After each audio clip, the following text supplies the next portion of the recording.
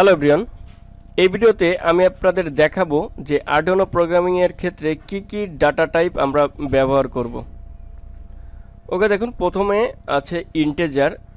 Integer data type হচ্ছে পূর্ণ সংখ্যা নেওয়ার জন্য, অর্থাৎ আপনি মনে করেন আরডুইনো কোডিং এর ক্ষেত্রে একটা সেন্সরের ডাটা আপনি পূর্ণ সংখ্যা নিতে চাচ্ছেন, সেক্ষেত্রে ইন্টিজার টাইপের ভেরিয়েবল আপনাকে ডিক্লেয়ার করতে হবে। ওকে, অর্থাৎ পূর্ণ সংখ্যা মানে 0, 1, 2, 3, 4, কোনো দশমিক যুক্ত না এবং কোনো লেটার না, সেই সকল ক্ষেত্রে আপনাদের ইন্টিজার টাইপের ডাটা ডিক্লেয়ার করতে হবে।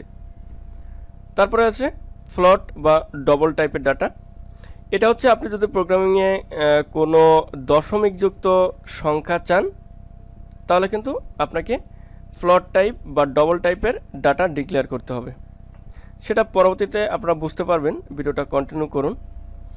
তারপরে ক্যারেক্টার টাইপের ডাটা, অর্থাৎ আপনি যদি প্রোগ্রামিংয়ে কোনো লেটার লিখতে চান, অর্থাৎ লেটারটা আপনি যদি শো করাইতে চান, তাহলে কিন্তু অবশ্যই আপনাকে ক্যারেক্টার টাইপের ডাটা ডিক্লেয়ার করতে হবে। অর্থাৎ যে ভেরিয়েবলটা আপনি নেবেন ওই ভেরিয়েবলটা যেন ক্যারেক্টার টাইপের হয়। আর যদি আপনি দশমিক যুক্ত চান তাহলে ফ্লোট বা ডবল টাইপের হয়, এবং যদি পূর্ণ সংখ্যা হয় যেমন 0 থেকে 9 ভিতর, তাহলে অবশ্যই আপনাকে ইন্টিজার টাইপের ডাটা ডিক্লেয়ার করতে হবে। আর দেখুন ইন্টিজার টাইপের আরেকটা ভাগ আছে, দেখুন অ্যারে ডাটা টাইপ। এটার জন্য আলাদা আমি ক্লাস নিব। অর্থাৎ আপনি যদি একসাথে অনেকগুলো ইন্টিজার টাইপের ভেরিয়েবল ডিক্লেয়ার করেন, তাহলে সেটা হচ্ছে অ্যারে ডাটা টাইপের ভিতরে চলে যায়, অর্থাৎ এরকম একটা সিস্টেমের ভিতরে চলে যায়। তখন সেটাকে বলা হয়, অর্থাৎ অনেকগুলো ইন্টিজার ডাটা যদি আপনি এক লাইনের ভিতর নেন, সেটা হচ্ছে অ্যারে ডাটা টাইপ হয়ে যায়, এবং সেটা আমি আপনাদের পরে দেখাবো। জাস্ট এখানে আমি আপনাদের বলে দিচ্ছি। তারপরে আরেকটা আছে, তারপরে দেখুন অনেকগুলো ক্যারেক্টার ডাটা যদি আপনি একসাথে ডিক্লেয়ার করেন, তাহলে সেটিকে বলা হয় স্ট্রিং ডাটা টাইপ। তো অ্যারে এবং স্ট্রিং এটা নিয়ে আমি আলাদা ক্লাস নিব। জাস্ট এগুলো কেন অ্যারে বলা হয় এবং কেন স্ট্রিং বলা হয় সেটা আপনাদের দেখিয়ে দিলাম। এখন চলুন ইন্টিজার টাইপের ডাটা ডিক্লেয়ার করলে, ফ্লোট বা ডবল টাইপের ডাটা ডিক্লেয়ার করলে বা ক্যারেক্টার টাইপের ডাটা ডিক্লেয়ার করলে আপনার কতটুকু জায়গা নেবে প্রোগ্রামিংয়ের ভিতর বা মাইক্রো কন্ট্রোলারে, সেটা আমরা বিস্তারিত একটু দেখে নিই। দেখুন এই চার্টটা একটু ভালোভাবে লক্ষ্য করুন।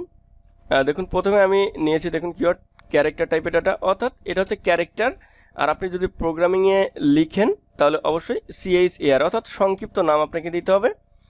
তারপরে ফাইনাল ডেফিনেশন অর্থাৎ ক্যারেক্টার, এটা আপনাকে প্রোগ্রামিংয়ে লিখতে হবে।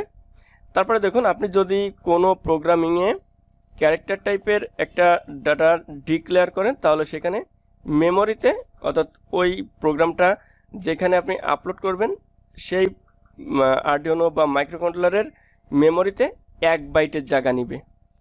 অর্থাৎ আপনি একটা ভেরিয়েবল ক্যারেক্টার টাইপের ভেরিয়েবল ডিক্লেয়ার করলে 1 বাইটের জায়গা নেবে। তাহলে আপনি এই 1 বাইটের ভিতর কতগুলো লেটার আপনি ধরাইতে পারবেন সেটা অবশ্যই আপনাকে জানতে হবে। দেখুন এখানে -128 টু 127, এটা কেন লিখেছে এটা আপনাকে বুঝতে হবে।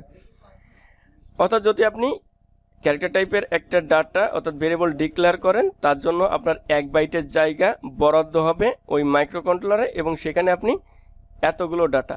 দেখুন এটা আপনারা বুঝতে গেলে দেখুন এটা সূত্র আছে 2 টু দি পাওয়ার n, আর আমরা জানি 8 বিট সমান 1 বাইট, তার মানে 2 টু দি পাওয়ার n সমান 2 টু দি পাওয়ার 8। যেহেতু আমার 1 বাইটের জায়গা নেবে, তখন হবে 255। 2 টু দি পাওয়ার 8 দিলে হবে আমার 255। আর যেহেতু এটা সাইন এবং আনসাইন কোনোটাই না, তাহলে এখানে আমার দুইটাই থাকবে, অর্থাৎ মাইনাস সাইনও থাকবে প্লাস সাইনও থাকবে। এখানে 255টা ঘর আপনার জন্য বরাদ্দ হবে, এবং সেটা -128 থেকে 127 পর্যন্ত আপনি এর ভিতর রাখতে পারবেন, মানে এতগুলো ঘর আপনার জন্য বরাদ্দ হবে।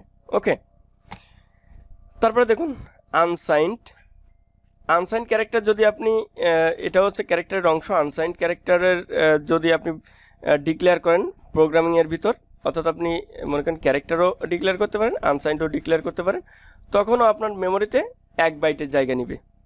ঠিক আছে, তারপরে এখানে দেখুন 0 টু 255। আমি আপনাদের বলেছি যে 1 বাইট যদি জায়গা নেয় তাহলে আপনার রেঞ্জ হবে 255, অর্থাৎ 255টা ঘর আপনার জন্য বরাদ্দ হবে, এবং প্রত্যেকটা ঘরে একটা করে ক্যারেক্টার আপনি কিন্তু রাখতে পারবেন।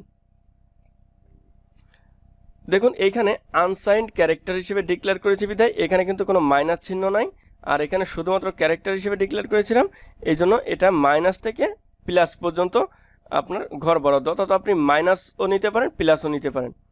অর্থাৎ প্রোগ্রামের ভিতর কি অনেক সময় মাইনাস নেওয়া লাগে, মাইনাস সাইনের নেওয়া লাগে, প্লাস সাইনের নেওয়া লাগে, তখন কিন্তু শুধু ক্যারেক্টার হিসেবে ডিক্লেয়ার করবেন। আর যদি আপনার মনে করেন মাইনাস লাগবে না, তখন আনসাইন ক্যারেক্টার হিসেবে আপনি ডিক্লেয়ার করতে পারেন। এবং প্রত্যেকটার জন্য 1 বাইট করে জায়গা নেবে, অর্থাৎ 2 টু দি পাওয়ার 8, 8 বিট সমান 1 বাইট, 2 টু দি পাওয়ার 8 দিলে 255, অর্থাৎ 255টি ঘর আপনার জন্য বরাদ্দ হবে। ওকে, তারপর আসি ইন্টিজার টাইপের। এটাও দেখুন, এটা যদি প্রোগ্রামিংয়ে আপনি লিখতে চান তাহলে ইন্ট দিয়ে নিতে হবে, ইন্ট লিখতে হবে। এই ইন্ট দিয়ে যদি আপনি কোনো ভেরিয়েবল ডিক্লেয়ার করেন তাহলে আপনাকে মেমোরিতে 2 বাইটের জায়গা দিবে, অর্থাৎ আপনার জন্য এই ভেরিয়েবলটা ডিক্লেয়ার করার জন্য 2 বাইটের জায়গা আপনার জন্য বরাদ্দ হবে, শুধুমাত্র এই ইন্টিজার একটা ভেরিয়েবল ডিক্লেয়ার করার জন্য। তাহলে 2 বাইট সমান 2 বাইট সমান কত, 2 টু দি পাওয়ার n, অর্থাৎ 2 বাইট সমান কি 16 বিট। তাহলে 2 টু দি পাওয়ার 16 দিলে আমার হয় 653535। তাহলে যেহেতু এখানে আমি আনসাইন এবং সাইন কিছুই দিই নাই, তাহলে আমার দুইটাই নিতে হবে, অর্থাৎ মাইনাস থেকে প্লাস পর্যন্ত। তাহলে এই দুইটা ভাগ করে মাইনাস থেকে প্লাস পর্যন্ত নিয়েছে। আর দেখুন, যখন আমি আনসাইন্ড ইন্ট হিসেবে ডিক্লেয়ার করব তখন আমার কোনো মাইনাস চিহ্ন থাকবে না, তখন শুধু আমার প্লাস। অর্থাৎ দেখুন, ইন্টিজার হিসেবে যদি আপনি ডিক্লেয়ার করেন, অনেক সময় প্রোগ্রামিংয়ের বিভিন্ন ডাটা রিড করার ক্ষেত্রে আপনার কিন্তু মনে করেন একটা টেম্পারেচার সেন্সর আপনি যদি বরফে ধরেন, এটা কিন্তু মাইনাসে চলে যাবে, তখন কিন্তু আপনার অবশ্যই ইন্টিজার টাইপের ভেরিয়েবল ডিক্লেয়ার করতে হবে, তাহলে এটা মাইনাসেও আপনাকে কাউন্ট করবে। কিন্তু ওইখানে যদি আপনি আনসাইন্ড ইন্ট দেন তাহলে কিন্তু মাইনাসের দিকে যাবে না, এটা শুধুমাত্র প্লাসই কাউন্ট করবে। তারপরে সাইন্ড ইন্ট, এটাও সাইন দিলে অর্থাৎ সাইন থাকবে। এই ইন্টিজার মানে এখানে কিছু মনে করেন বলা নেই যেটা সাইন বা আনসাইন, এই জন্য আপনার দুইটাই নিবে, এখানে দুইটাই নিবে। আর এখানে সাইন্ড ইট অর্থাৎ আপনাকে অর্থাৎ সাইন কি পজিটিভ এবং নেগেটিভ, এখানে কিন্তু দুইটাই আপনাকে দিবে। তারপরে যদি শর্ট ইন্ট দেন, এটার জন্য 2 বাইটের মেমোরি নিবে, এটাও ঠিক একই রকম। তারপরে আনসাইন শর্ট ইন্ট একই রকম, ঠিক এগুলো সব হচ্ছে ইন্টের। আপনি এইটাও ডিক্লেয়ার করা যায়, এইটাও ডিক্লেয়ার করা তাই। ওকে, তারপরে সাইন শর্ট ইন্ট, এটা সাইন আছে, এইটা ডিক্লেয়ার করা যায়, এইটা ডিক্লেয়ার করা তাই, এইটাও ডিক্লেয়ার করা তাই, আপনি যে কোনো একটা ডিক্লেয়ার করলেই হবে। তারপরে লং ইন্ট, যদি আপনি লং ইন্ট নেন, অর্থাৎ মনে করেন আপনি একটা ভেরিয়েবল ডিক্লেয়ার করলেন, এটার জন্য কিন্তু আপনার আরও বেশি জায়গার প্রয়োজন হতে পারে। অর্থাৎ দেখুন, লং ইন্ট যখন আপনি একটা প্রোগ্রামের ভিতর ডিক্লেয়ার করবেন, দেখুন আমার কথাগুলো একটু ভালো করে বোঝেন। যখন আমি লং ইন্ট নিয়ে একটা ভেরিয়েবল ডিক্লেয়ার করব কোনো প্রোগ্রামের ভিতর, তখন কিন্তু আমার ওই মেমোরিতে আমি জায়গা পাবো 4 বাইটের। দেখুন অনেক সময় কিন্তু আমার প্রোগ্রামটা অনেক বড় হয়, তখন কিন্তু আমার জায়গার প্রয়োজন হয় বেশি, অনেক ডাটা ওইখানে রাখার প্রয়োজন হতে পারে। মনে করেন একটা সেন্সর রিড করতেছেন, সেখানে হাজার হাজার ডাটা আপনি পাচ্ছেন, তখন কিন্তু আপনাকে লং ইন্ট ভেরিয়েবল ডিক্লেয়ার করতে হবে। তারপর এখানে 4 বাইটের জায়গা আপনি পাবেন, অর্থাৎ 4 বাইট মানে কি 4 8 32 বিট, তাহলে 2 টু দি পাওয়ার 32 দিলে হয় আমার এই দেখুন এইটা। তাহলে যেহেতু এইখানে আমার সাইন আনসাইন কিছুই লেখা নেই, তার মানে আমার দুটোটা নেবে, অর্থাৎ মাইনাস এত থেকে এত পর্যন্ত দিলে আপনার এইগুলো হবে। অর্থাৎ আপনার মাইনাস সাইনও নিতে পারেন, প্লাস সাইনও নিতে পারেন, দুইটার জন্য কিন্তু আপনার বরাদ্দ। আর যখন আনসাইন নেবেন তখন কিন্তু শুধুমাত্র পজিটিভগুলোই আপনার ওইখানে শো করবে। তারপরে সাইন লং ইন্ট, এটার জন্য আপনার 4 বাইটের জায়গা নেবে মেমোরিতে, এটাও কিন্তু আপনার মাইনাস, অর্থাৎ এইটা আর এইটা একই কথা, এইটা আর এইটা নিয়ে একই কথা। আর যদি আপনার মাইনাসের কোনো কিছু না লাগে তখন শুধুমাত্র আপনি আনসাইন লং ইন্ট দিতে পারেন, বা আপনি সব প্রোগ্রামিংয়ের ক্ষেত্রে ইন্ট নিতে পারেন। তারপর যদি আপনার জায়গা কম বেশি করার প্রয়োজন হয় আপনি তখন বুঝবেন, তখন এইগুলো আপনার ডিক্লেয়ার করে তারপর আপনার নিতে হবে। যদি প্রোগ্রামিংটা 1000 লাইন বা 2000 লাইন বা 3000 লাইনের মতো হয়ে থাকে, তখন আপনি কিন্তু মনে করেন দেখতেছেন যে আমার এই ডাটাটা রিড করতে অনেক বেশি লাগতেছে, তখন আপনি একটু পরিবর্তন করে নিলেন, ঠিক আছে। তারপরে দশমিক যুক্ত, দেখুন ফ্লট টাইপের যেগুলো আছে, দেখুন যদি আমি ফ্লট টাইপের একটা ভেরিয়েবল ডিক্লেয়ার করি, সেখানে কিন্তু আমার 4 বাইটের একটা জায়গা পাবো আমি, অর্থাৎ 4 টু দি পাওয়ার 32, অর্থাৎ আমার 1 বাইট সমান 8 বিট, তাহলে 4 টু দি পাওয়ার 32 দিলে এখানে দেখুন এগুলো হচ্ছে ডেসিমেল সংখ্যা, এজন্য এমন।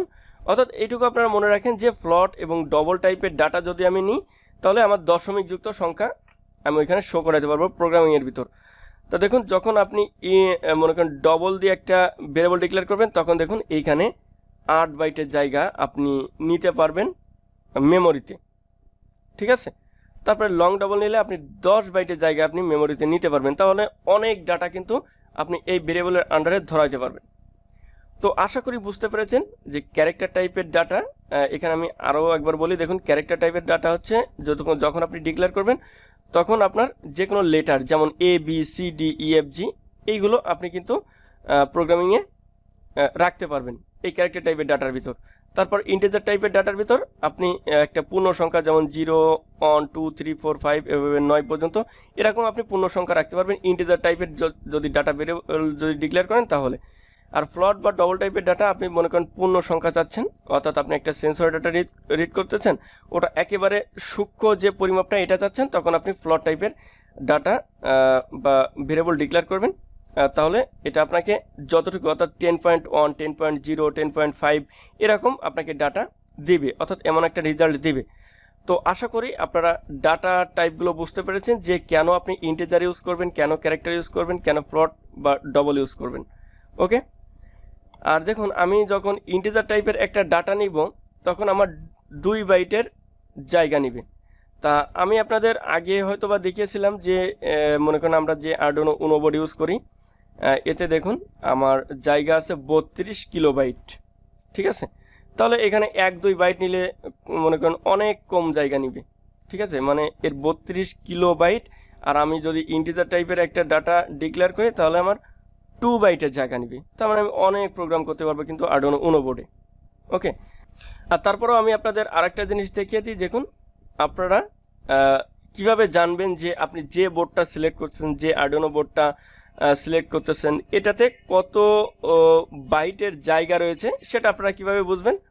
দেখুন এই টুলসে গিয়ে যখন আপনি যে বোর্ডটা সিলেক্ট করবেন, দেখুন এখানে আমার আরডুইনো বোর্ড সিলেক্ট করা আছে, তখন কিন্তু এইখানে যে কোনো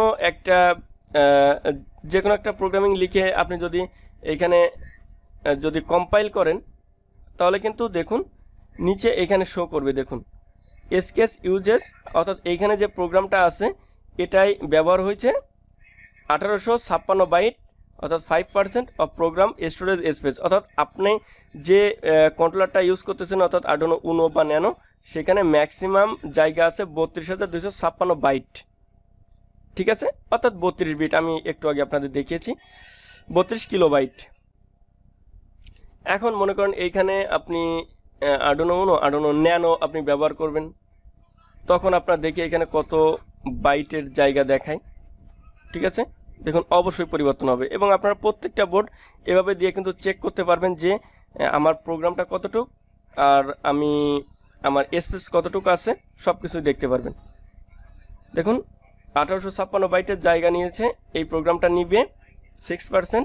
আর ওই আরডুইনো বোর্ডে অর্থাৎ আরডুইনো ন্যানোতে মোট জায়গা হচ্ছে 30,720 বাইট, ঠিক আছে, আরডুইনো উনোর থেকে একটু কম। এভাবে কিন্তু আরডুইনো মেগা সব কিছুই কিন্তু আপনি দেখতে পারবেন। ওকে। তো আশা করি আপনারা ডাটা টাইপের বিষয়টা বুঝতে পেরেছেন। আর তারপরে আরও ক্লিয়ার হয়ে যাবেন যখন আপনারা মনে করেন কোডিংয়ে আমি দেখাবো। তো পরবর্তী ভিডিওতে আমি কোডিং কিভাবে বিভিন্ন ডাটা টাইপ নিয়ে কোডিং করা হয় সেটা আপনাদের দেখাবো, তখন আপনারা আরও ভালোভাবে বুঝতে পারবেন।